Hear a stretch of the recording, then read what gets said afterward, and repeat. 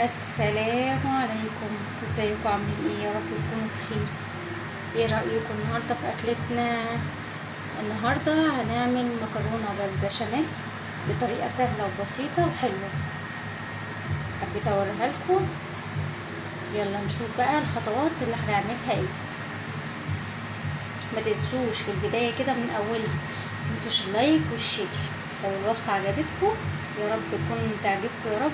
متنسونيش بقى في اللايك وفي الشير، تشيروه على قد ما تقدروا عشان نساعد كل البنات ان هي تقف وتطبخ وما تخافش من المطبخ وتبقى شاطره كلها.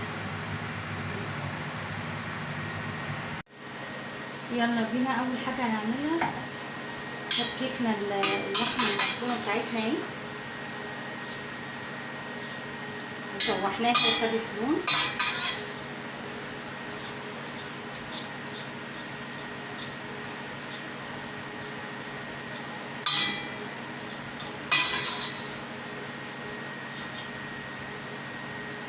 انا بقى ايه فرمت لها بصلتين حلوين كده. ده كيلو لحمه مفرومه، فرمت له بصلتين كبار. يلا ننزل بالبصله.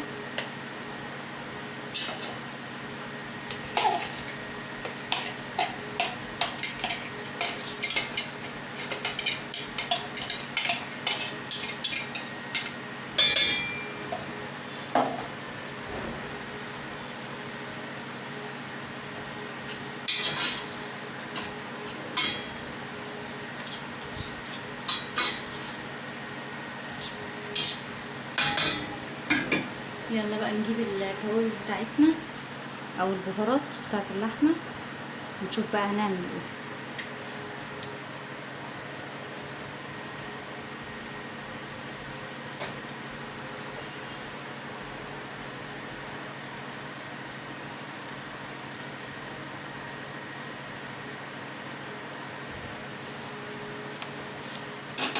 انا هنا هجيب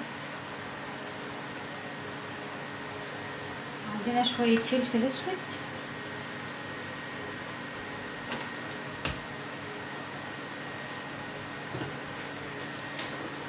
وهنرش شويه كزبره ناعمه كده، يعني قد نص معلقه شاي. تمام.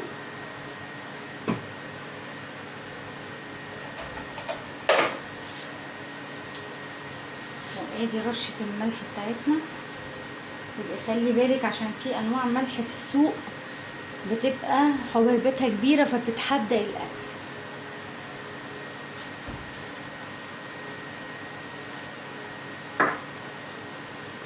ناخد بقى ايه كام فص حبهان كده اهو ونشوح بقى، نعلي النار كده ونشوح. احنا لحد دلوقتي ما حطيناش ميه وما عملناش اي حاجه، بس هي اللحمه نزلت الميه بتاعتها. حطينا لها بصلتين كبار، 4 فصوص حبهان، شويه ملح، شويه فلفل، وشويه كزبره ناعمه.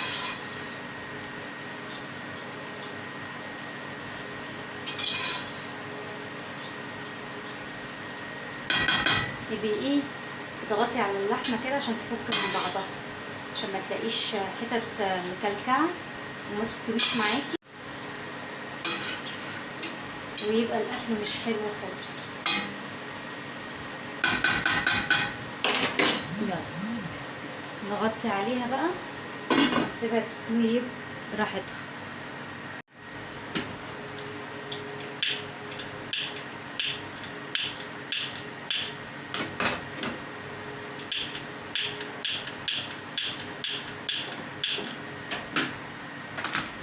انا هنقلها على العين ديت اللي ورا عشان اشتغل على العين الكبيره دي برضو وانا بعمل المكرونه. نوطي بس النار كده.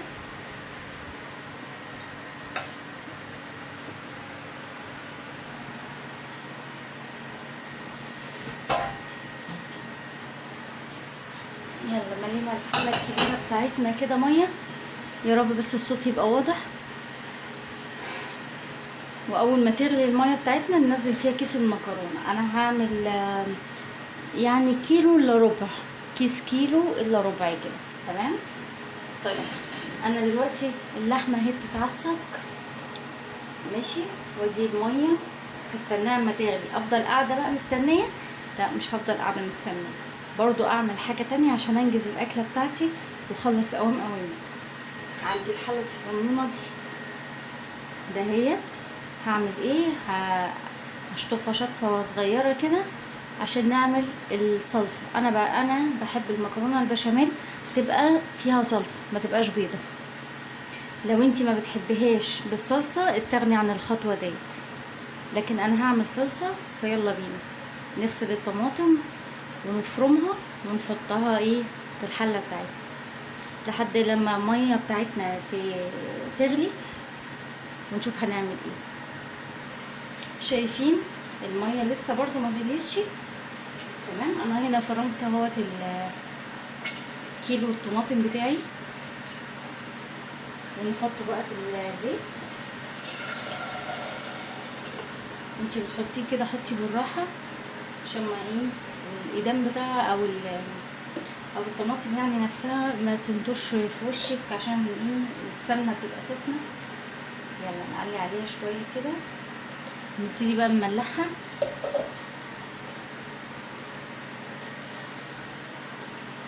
نحط شويه ملح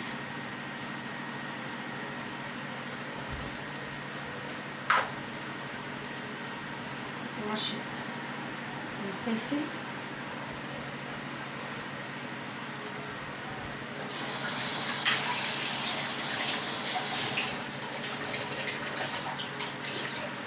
ونشوف بقى فين الغطا نغطي بيه الحله بتاعتنا عشان الصلصه ما تتنطورش في كل حته اول ما تبتدي تغلي.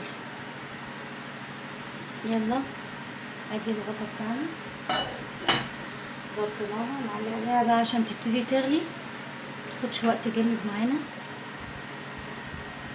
وادي الميه بتاعتنا برضو لسه اهي، واللحمه قربت تستوي معانا اهي. تمام. يبقى احنا فاضل لنا بعد ما نعمل المكرونه، نسلق المكرونه، نبتدي نعمل البشاميل بتاعنا.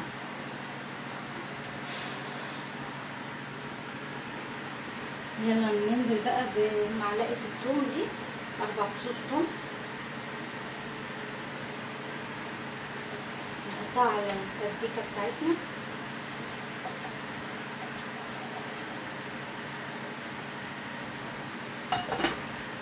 ونسيبها بقى تكمل سواها.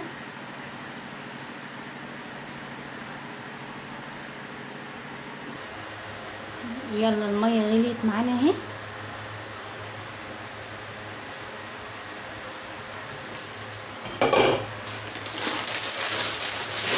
نبدأ بقى ايه نعمل المكرونه.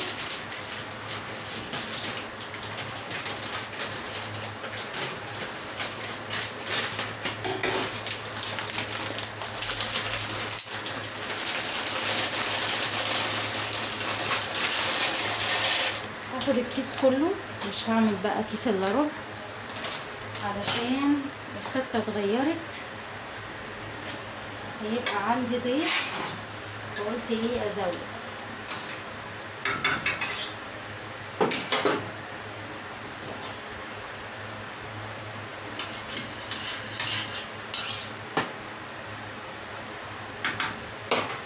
نغطي تاني على المكرونه بقى عشان ايه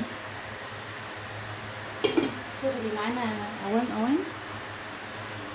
واللحمه خلاص اهي استوت معانا دقيقتين ونطفي عليها. يبقى احنا فاضل لنا ايه؟ ادي اللحمه وادي المكرونه وادي الدمعه اللي يعني لو مش عايزه صلصه بيها خلاص مش مشكله، لكن احنا اتفقنا هنعملها بصلصه. فادي الثلاث حاجات بتوعنا، يبقى فاضل لنا حاجه واحده بس وهي ايه؟ البشاميل. اول ما المكرونه تخلص معانا ونصفيها ونشطفها، لا مش هنشطفها صحيح، انا نسيت في الحته دي. اول ما نخلص المكرونه مش هنشطفها، احنا هنصفيها بس من الميه بتاعتها وناخدها زي ما هي، وبعدين نعمل البشاميل بتاعنا بقى الجميل الجوسي ده ونرص الصينيه بتاعتها.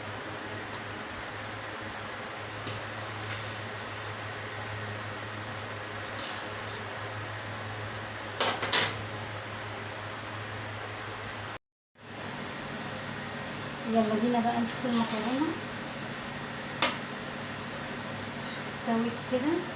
استوت اهي. طالما دقتيها ولقيتي طعمها حلو وعارفه تاكليها يبقى خلاص كفايه قوي كده. نقفل عليها ونصفيها ومش هنشطفها تاني مره، مش هنشطفها عشان انا غلطت وقلت ايه يعني اتلخبطت كده وقلت ان احنا نشطفها. لا مش هنشطفها خالص، احنا هنصفيها بمصفى وبس على كده. مش هنشطفها ولا نعمل اي حاجه، عشان احنا عايزين النشا اللي فيها عشان يربط لنا الصينيه بتاعتنا. النشا اللي في المكرونه هو اللي بيربط الصينيه وبيخليها متماسكه مع بعضها. يلا نصفي بقى المكرونه بتاعتنا. يلا نصفيها.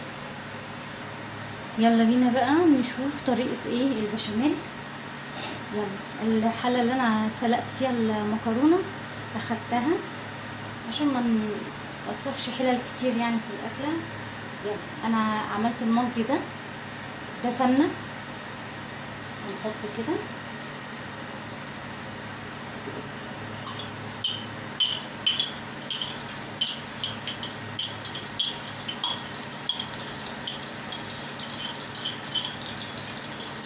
انا من هنا بدأت على فكرة افتح الفرن بتاعي اسخنه عشان لما الصينية تدخل سخنة يبقى هو كمان سخن وما ناخدش وقت كبير.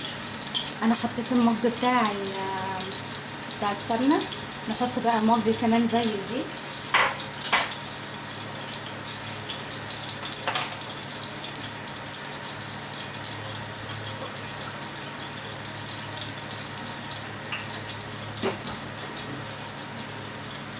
اهوت عملنا الزيت.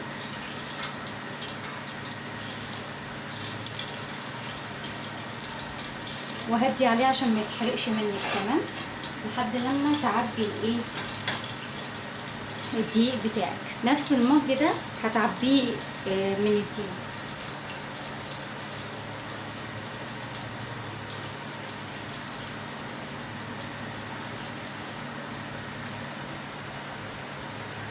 هنحط مج دقيق نجيب التاني.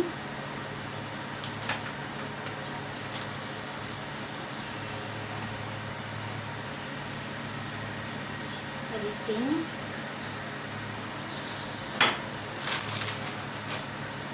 ونبدأ بقى نقلب. لو عندك المضرب بتاع البيض ده عشان نحمر الدقيق بتاعنا.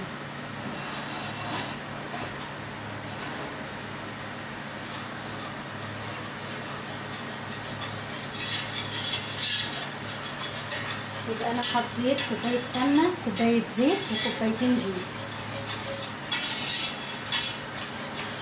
كده المعيار بتاعنا هيخلي الصينيه بتاعتنا او الكريمه بتاعتنا تبقى مش تقيله، يعني ما تطلعيش خرطه المكرونه وفيها خرطه البشاميل بتاعتها، لا.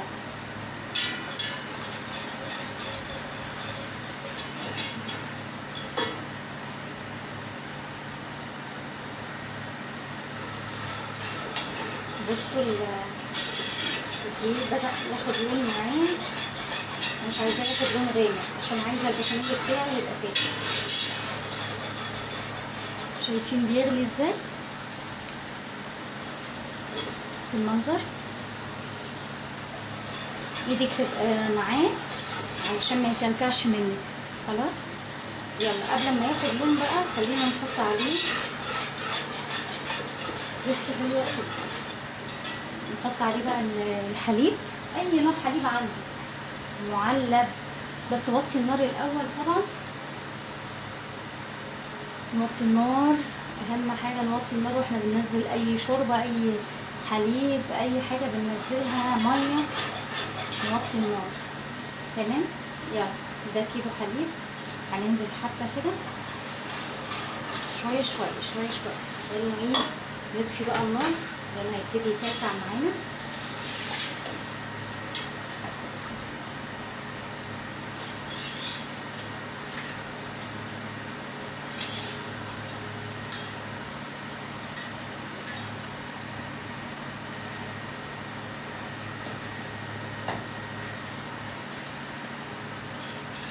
ما تخافيش من الكلكعه اللي هو بيعملها دي، ما تخافيش منها، هيفك.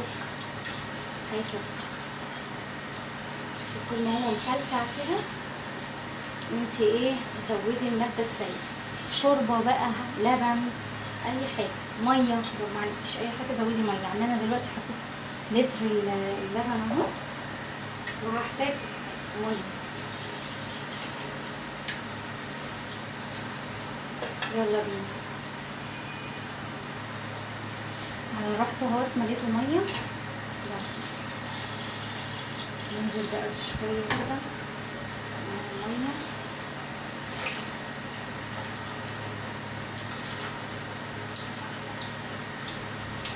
البشاميل عامة بيبقى عايز ايه تجمدي ايدك كده بالمضرب. هو بدأ ايه يلين معايا خالص. لو عندك المية بتاعت سلق المكرونة ممكن تستعمليها برضه، اي مية اي حليب. لو عندك شوربة، لو انت سلقة فراخ او لحمة،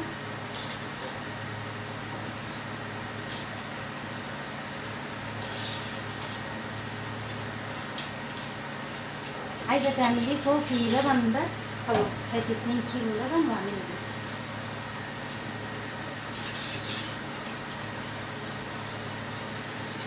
وخلي بالك ان هو كل ما بيقعد برضه بيقعد يتقل،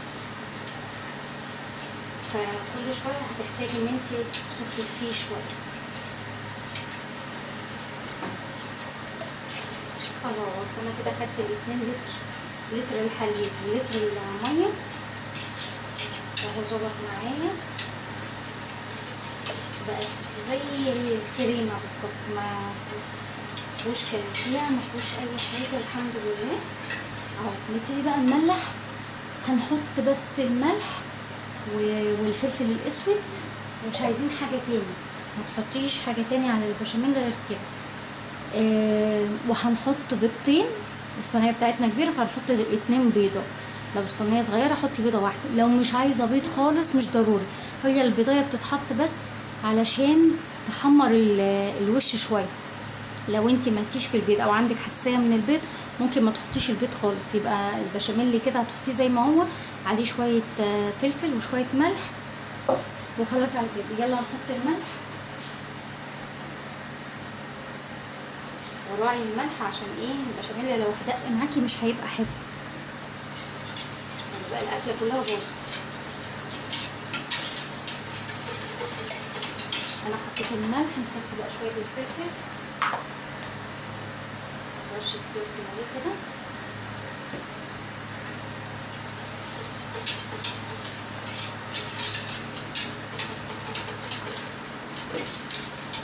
دوقي بقى عندك البشاميل بتاعك كده وشوفيه ماشي. هيبقى عايز شويه ملح كمان صغيرين، وبكده يبقى عندنا احلى بشاميل. ايه رايكم؟ سهله وبسيطه وما فيهاش اي حاجه. هي كل الحكايه ان هي بتحتاج كذا صنف، يعني عايزه الصلصه، عايزه اللحمه، عايزه تسلقي المكرونه، عايزه تعملي البشاميل. بس صدقيني يعني لما تشغلي العيون كلها قدامك كده وتشتغل عيون البوتاجاز خلاص. ندوقه بقى تاني كده. تمام، احنا كده تمام. يبقى احنا فاضل لنا ايه؟ فاضل لنا احنا نرص الصينيه بتاعتنا. يلا هنتدور بقى نروح كده على الرخامه بتاعتنا ونرص الصينيه ونحطها في الفرن. استنوا. يلا بينا بقى ايه نرص الصينيه بتاعتنا.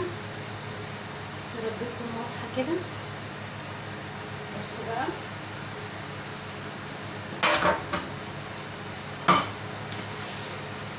اول حاجه نعملها ادي المكرونه.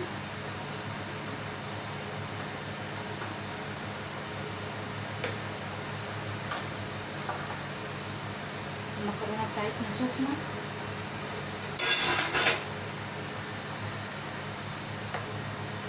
طبعا كل حاجه عندنا سخنه.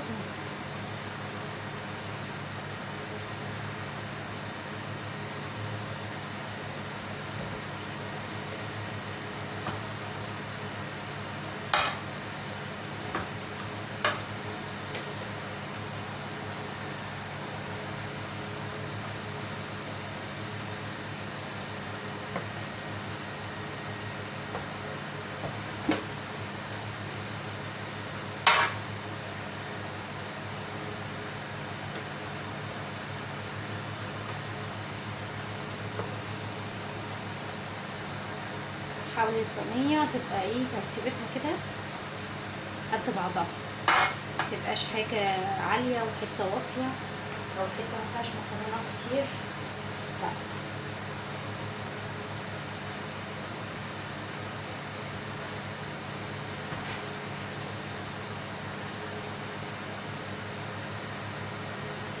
خلاص كده عملنا جزء من المكرونه.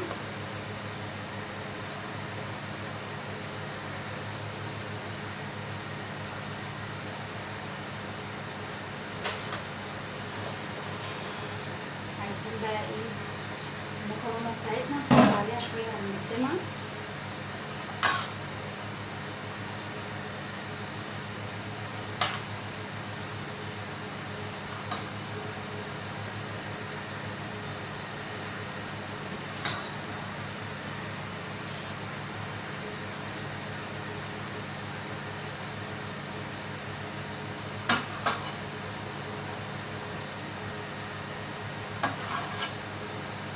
متسرحوش مني، رحتوا فين؟ يلا.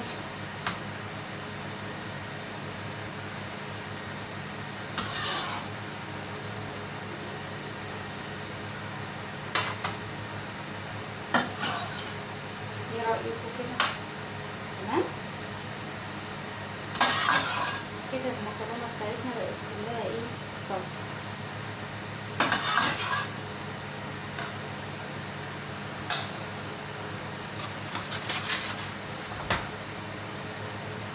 نبدأ بقى نحط اللحمة بتاعتنا في الصلصة كده.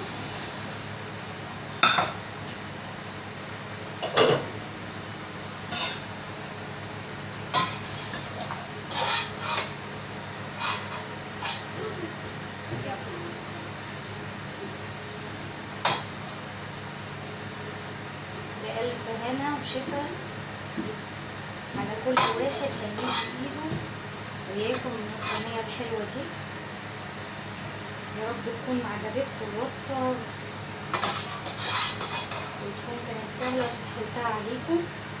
انا بحاول والله وانا بعمل الوصفات ان انا اقولكم يعني سهل انك تقف في المطبخ، وسهل تعملي الصواني، وسهل ان انت تعملي اي حاجة انت عايزة تعمليها.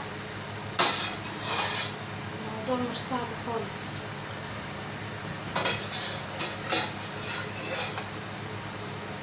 ما نعقدش الدنيا. يلا قبل بقى ما النور يقطع عندنا هنكمل الصينيه. نحط بقى البشاميل. انا مش هحط طبقه تانية من المكرونه لان انا بكتفي بطبقه واحده عشان تبقى المكرونه خفيفه والقطعه تبقى خفيفه وتتاكل. هحط بقى اصب البشاميل. هكسر عليه الاول بيضتين زي ما قلت لكم، انا كنت مستناه ما يبرد وخلاص على كده، واصورها لكم بقى في النهايه.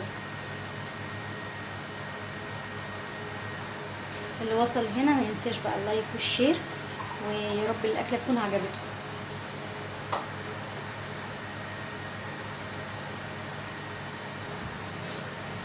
يلا نصب بقى البشاميل بتاعنا.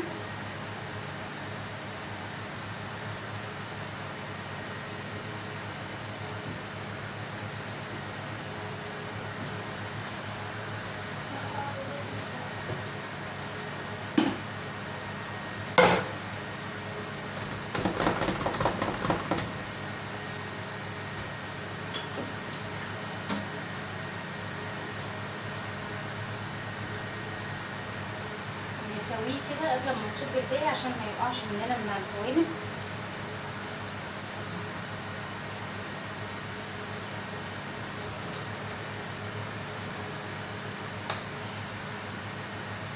انا بستعجل بس عشان عندي الكهرباء قربت تقطع، فخايفه تقطع قبل ما اكون قلت لكم كل حاجه.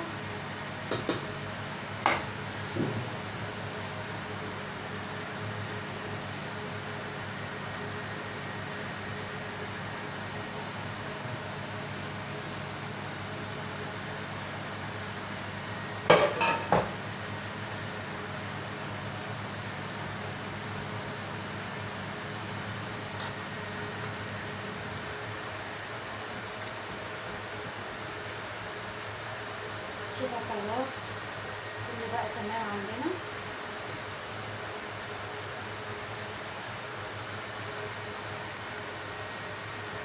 يلا ندخلها بقى الفرن. ونتقابل في التقديم. يا رب الوصفة تكون عجبتكم، وسلام.